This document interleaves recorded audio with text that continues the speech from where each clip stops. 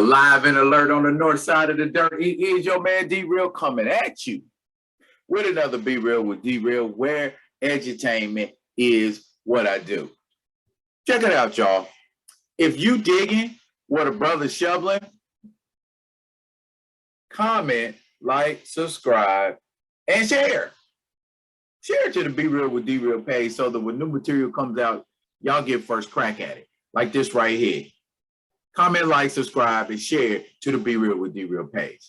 Now, I've been kind of marinating on what's been going on with the Buffalo shooting situation. And a lot of people feel like, well, damn, there was more talk about Will Smith slapping Chris Rock and more controversy and more continued talk about that for the better part of a month.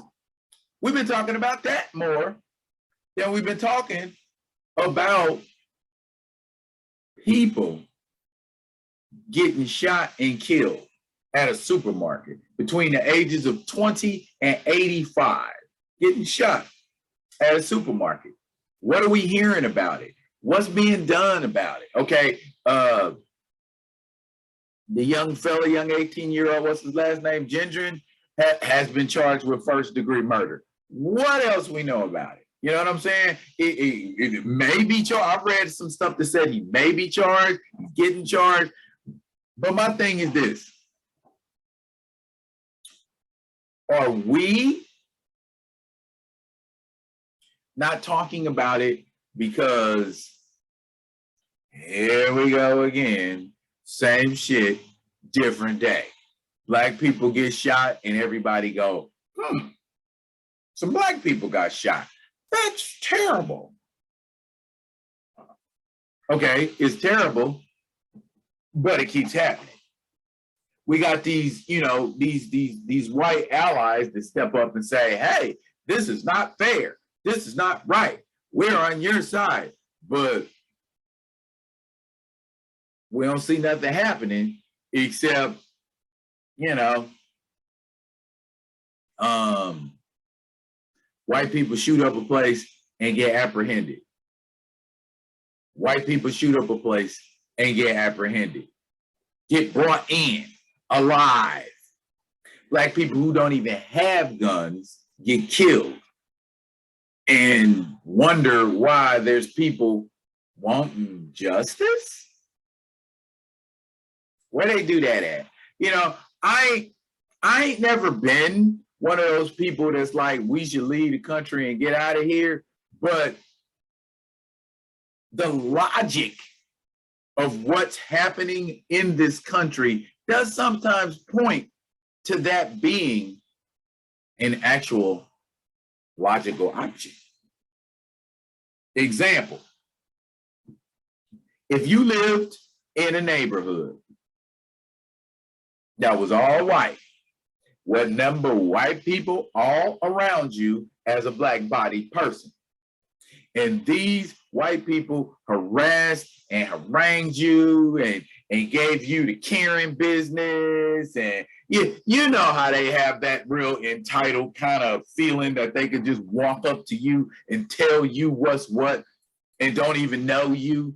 You know, you're not supposed to be curving your dog there. You know you're supposed to be carrying a bag when you do that. Hey, you know, you're not supposed to be dropping paper items in that particular trash can. That's designed specifically for plastic. You know, granted, that's right, but the fact of the matter is that you feel comfortable enough to have the audacity to come and try to check me about it, not knowing whether or not I'm crazy. I might not turn around and slap your teeth out your head for even speaking to me, that kind of a thing.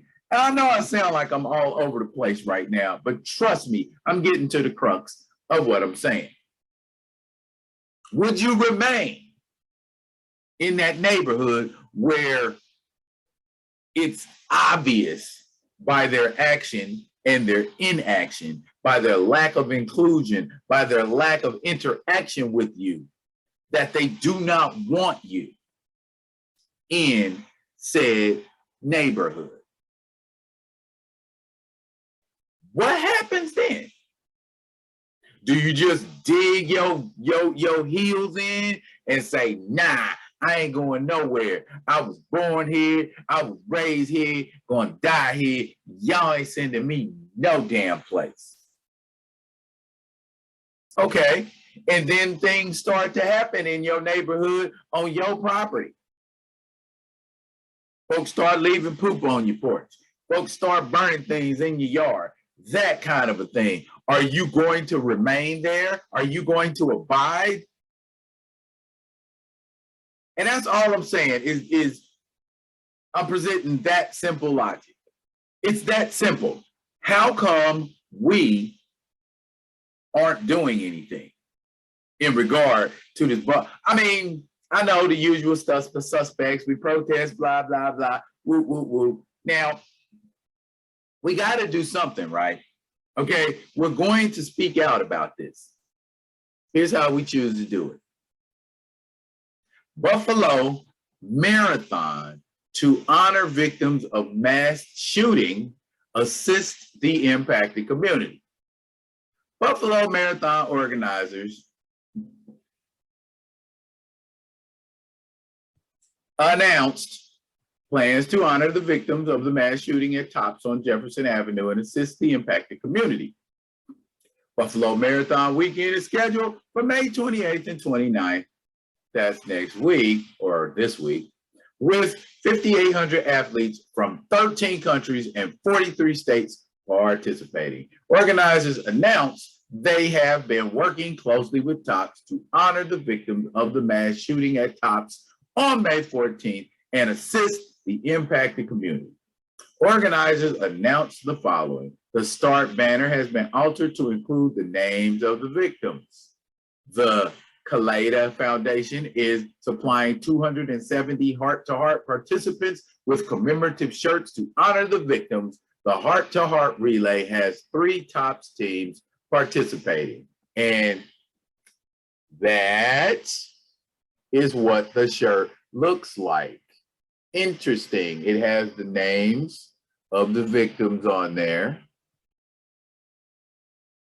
That's nice. I like that. That's nice. I like that. 7,500 red ribbons will be distributed to the runners and volunteers who wear on race day, so on and so forth.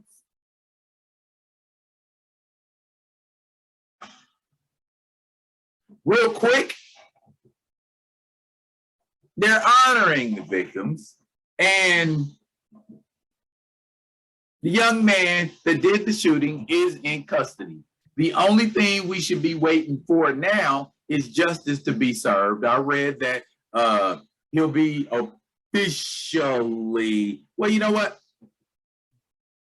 I got all this stuff at my fingertips.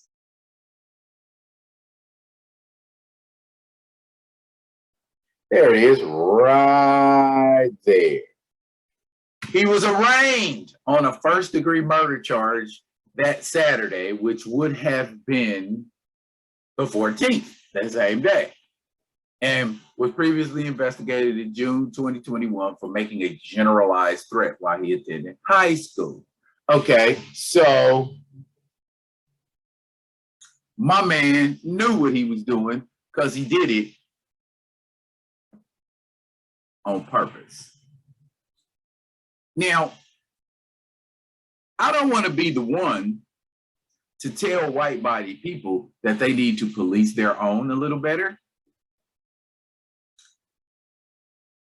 White-bodied people, you need to police your own a little better, because the only people coming out in the streets and killing people they don't know or never met are white-bodied people.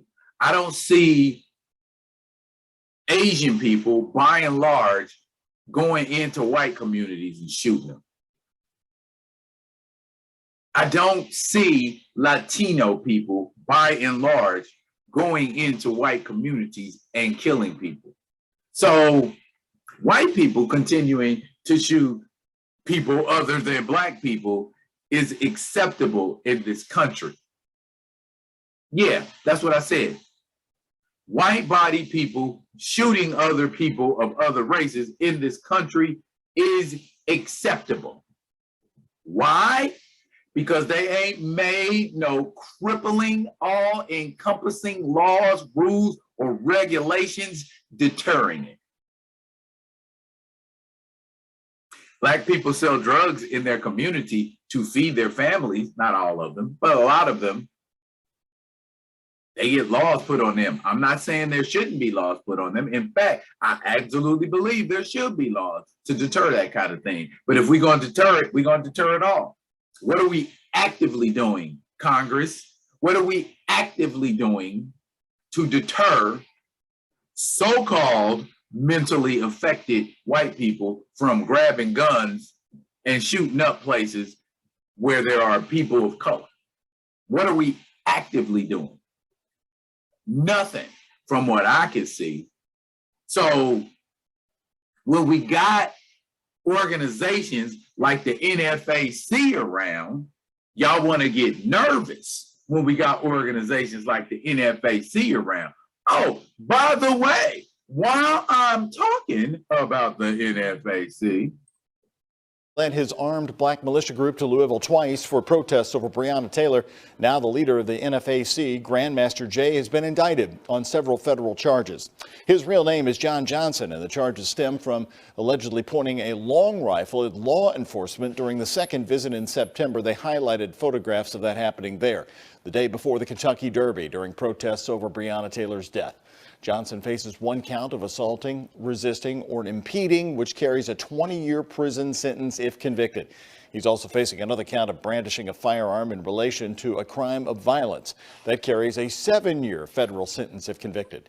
Johnson is due back to appear in court again in March. Did I hear that right? Is my man looking at 27 years potentially? And he ain't fired a damn shot? He just pointed a gun at somebody? How many white people we seen pointing guns at police?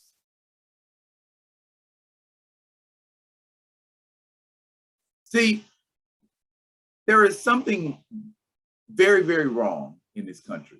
Always has been. It's called privilege. And that is one example of it. How people can just point guns at folks. Long as your skin's that color, you can point a gun at whoever you want to. You can shoot at whoever you want to. And after you kill them, they're going to take your ass to Burger King for a hamburger. Black body people, you just point a gun at somebody and you're incarcerated and you're looking at 27 years. That is the problem with this country. That's why the NFAC ain't in Buffalo right now, because currently their leader is incarcerated and been incarcerated for a while now, if we talking about right after Breonna Taylor. Maybe that's why we ain't heard a lot about the NFAC. But I believe the NFAC is something that's needed to kind of keep these fringe organizations, you know, like the Proud Boys and the skinheads and of course the KKK on their toes. You know what I'm saying? Oh, bunch of white people get together, brandish guns, stand around, nobody says anything. It's their constitutional right.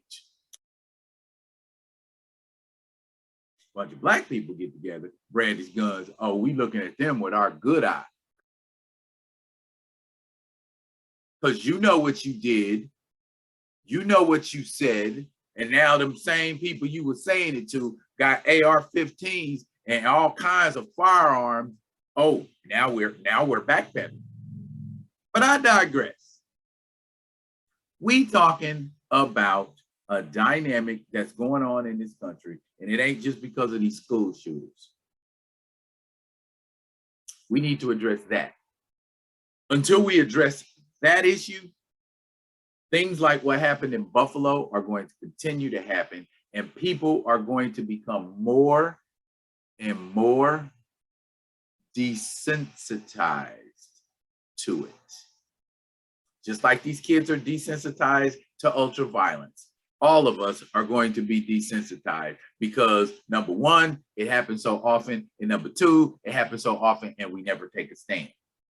Or we're waiting for someone else to take a stand, like a celebrity or an athlete or some kind of social influencer to take a stand and say enough. No, you as an individual, Black, Asian, Indigenous, Latino, we as a people, as human beings, need to take a stand and say, no more of this shit.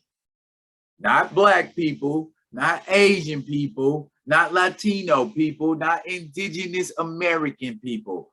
All of us need to come together, okay? And stop letting organizations that's on the outside looking in, like the LGBTQ community, and I don't mean that in no mean way. It's just, and this is what I mean, I just say it. The LGBTQ community has more influence, has people more active, people leaping up to do things than pretty much everybody else. So if they kind of, you know, as much as y'all want to be seen, can you just kind of play the background for a second, not make everything about y'all, and let the rest of us do what we need to do? And that's with respect. That's with all due respect. If you're not part of the solution,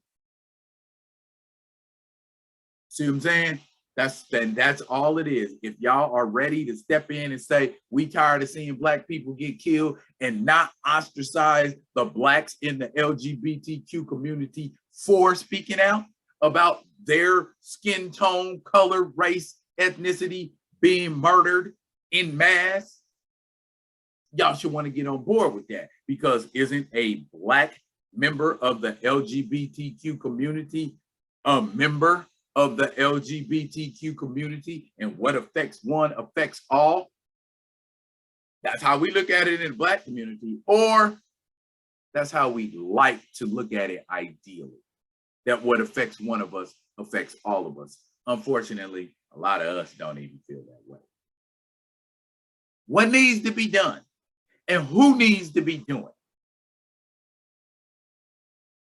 Drop that shit in the comments and let me know how you feel about it. And I'll be coming at y'all with another one of them other ones. And until I do, yo, y'all be good to each other. Stand strong, stand tall, be who you are. Peace.